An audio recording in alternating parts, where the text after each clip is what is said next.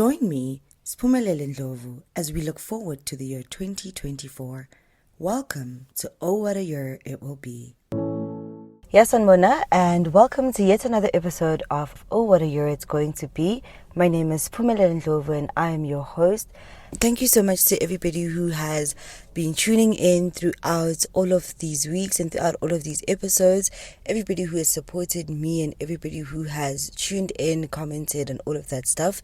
You will notice that the podcast has changed from a video podcast to just audio on YouTube.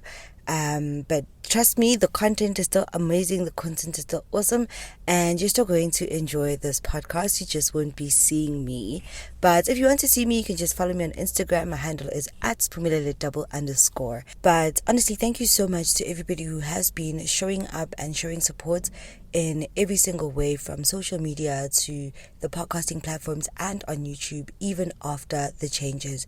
And in line with that, our topic for this episode is: how do you hope to show up for your loved ones this year and beyond? Now, a lot of these responses, as you'll hear, are of people who are saying that they've been showing up for people and that they don't want to do that anymore because they want their people to show up for them. And while that is a very valid response, I think that we look at showing up in a certain way. Like, I think one of the biggest ways we look at showing up is in a financial way, like showing up for people financially, but also showing up for people emotionally and doing things for people. But by the end of this episode, I hope that we do reach a place where we can appreciate the fact that sometimes one of the best ways of showing up for people is by showing up for yourself. Before we get into today's episode, I must just give you our regular disclaimer. I'm not a qualified therapist or psychologist, and this program is merely for discussion purposes.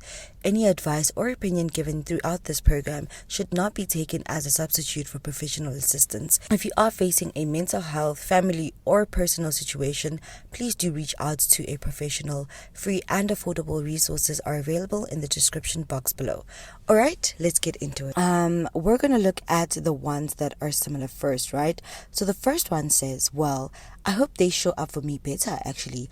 I've done all that I could and I just want someone to show up for me. The next one says, hey Siphume, I've been showing up for many years and no one has been showing up for me. So I have no hope of showing up for anyone. This is my selfish era, my self-love era. It's all about me this year. The third one says, Andizi, they must show up for themselves, Aibo. Jokes aside, this year is all about me. I've overextended myself so much and it has stretched me thin. This year, the loved one I'm showing up for is myself, something that I haven't done in a long time. I'll still be available for my people because that's who I am, but boundaries will and are being created. The next one after that says, I don't believe I can show up more. I've always placed my people above myself. All right, so all four of these responses are very valid because I feel like when you are in a space where you're constantly showing up for other people and no one shows up for you, or rather no one shows up for you in the way that you would like them to show up for you, it can feel depleting. Like one of these responses says, Abuti, they have depleted themselves and they have stretched themselves thin for people. I think that in showing up for yourself, you are showing up for your people. I mean, one of the responses mentions how boundaries are something that they'll be putting into place in showing up for their people. And I think when you choose yourself, you're really showing your people that there are boundaries. Like, you're really showing your people that there are boundaries and there are certain ways or there are certain times that you're going to choose yourself, and that's very important. So, like, for instance, in one of my friendships, for instance, like, I'll want to be calling my friend to chat or maybe to tell her about my day, to vent about something, whatever. And if my friend is not in a good space, the first thing she'll say is, Shimam, I'm not in the space. I don't have the capacity to show up right now, and I'd like for us to have this chat later. But obviously, firstly, after making sure that I'm safe, that I'm not in any immediate danger, and as soon as that's been established, she literally puts up that boundary and says, my friend, I don't have the capacity to be here for you right now. I will not be able to show up for you. And in doing that, she has taught me that it's okay for me to do that. It's okay for me to have that boundary and to not be able to show up for people. Like, I don't always have to be able to show up for my people, and that it's okay for me to not have the capacity to show up for people. That's been such a lovely thing for me to know and to learn, especially as somebody who is a recovering people pleaser. I think when you're a people pleaser, you get to a point where you will run yourself flat. You will stretch yourself thin even when you don't have the capacity to do that. And experiencing that in friendship has taught me that I don't need to stretch myself thin, that I don't need to go to lengths that I don't have the capacity to go to show up for my friends. I think it's also just helped the health of my relationships as well. You know, when you're a people pleaser, you expect people to be people pleasers, and when they aren't people pleasers towards you, that leaves you shaken a bit. So when you're somebody who's a people pleaser who will jump through hoops of fire for people, when somebody says no, I won't be jumping through hoops of fire for you, the first experience of that leaves you shaken, because it's always a matter of, I would do that for you, I would jump through hoops of fire for you, why aren't you doing that for me? I commend you for choosing yourself and for deciding, listen, I won't be showing up where I don't have the capacity to. I hope that you are able to communicate that and you don't just ghost your people. And I really do hope that you get good at setting up your boundaries and maintaining your boundaries. But most of all, I hope that your people understand and respect your boundaries. Thank you so much for sharing. The next one says, it's also another 2-for-1 deal. The next one says, time will tell, hey? First, I need to deal with past trauma for me to get there. And then the next one says, being in a more peaceful place might help. I agree with that so much. I think when you are feeling better, you're going to do better. Like when you are somebody who's like a dog with a wound, whenever somebody wants to touch you or get close to you, you're going to get aggressive, you're going to get defensive, you're going to push them away.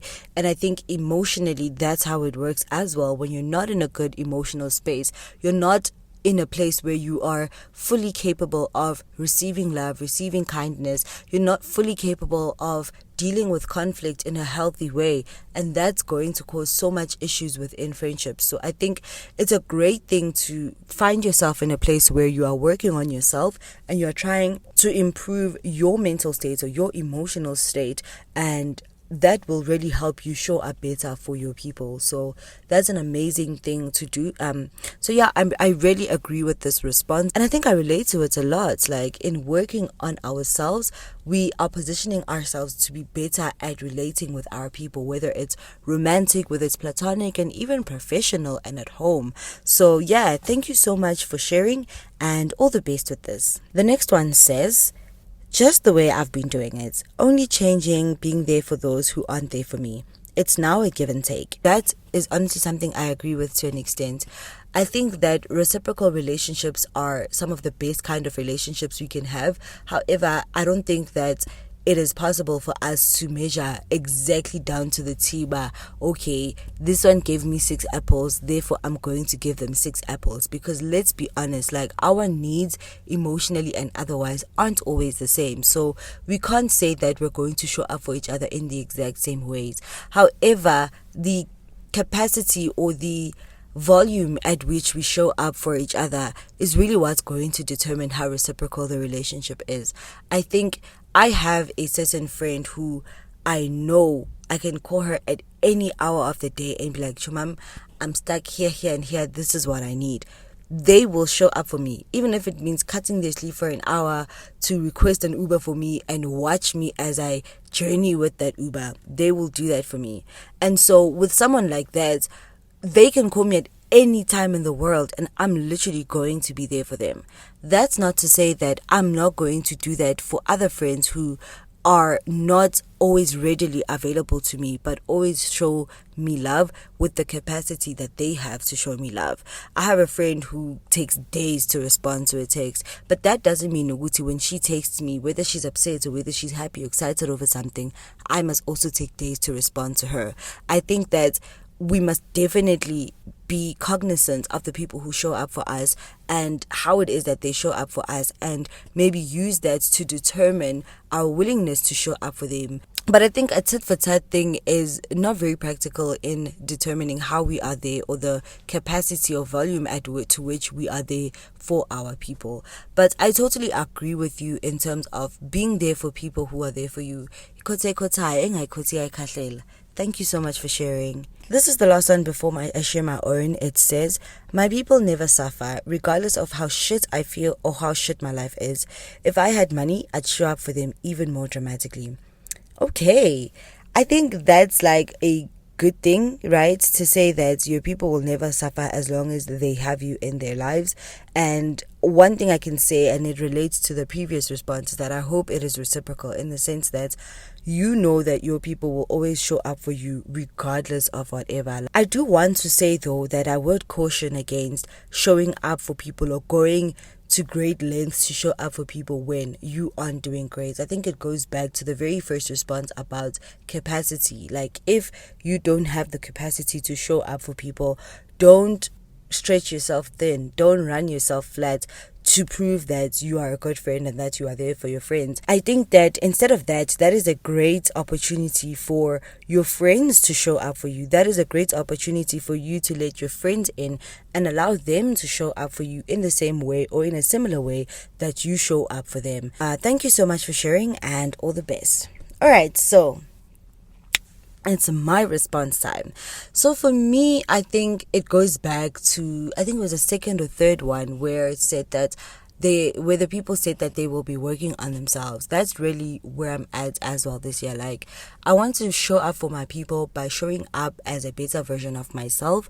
I want to be a friend who is healed and will not take things personally. I want to be a friend who is able to receive criticism. That's one thing that I really suck at, is receiving criticism, even with my work. I remember I used to work for a broadcasting company, and my work would be flighted on several radio stations. One of those radio stations was my absolute favorite radio station, and I kid you not, the moment I started writing for that radio station, I stopped listening to it because I couldn't bear to hear my work. I could not bear to hear my work being played back at me.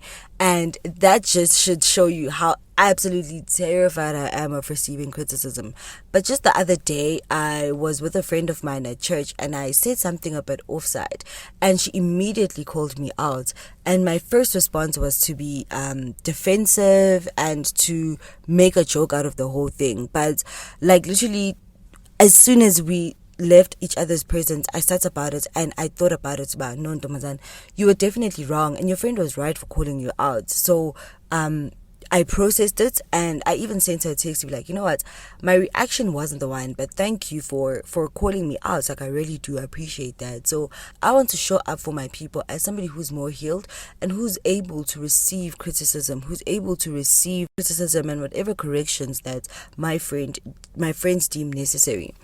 I want to show up for my friends by making time for them. Like, I think that now that my life is a bit more busy with the many things that I am doing, I'm really realizing what a commodity time is, and I want to actively make time for my friends.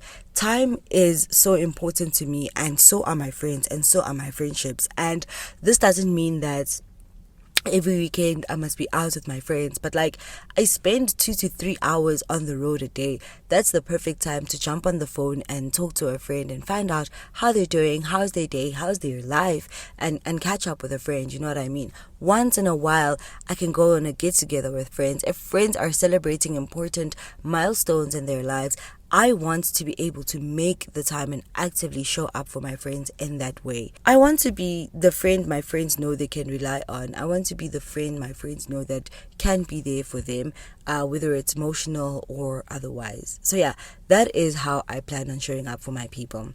Thank you so much for listening to this episode. If you have listened up to this far, I really do hope that you enjoyed this episode and that you're still enjoying this series.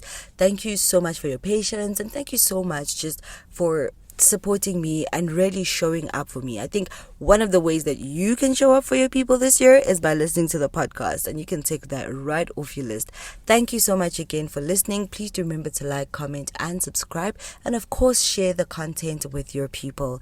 Until the next episode, God is good and life is still so beautiful.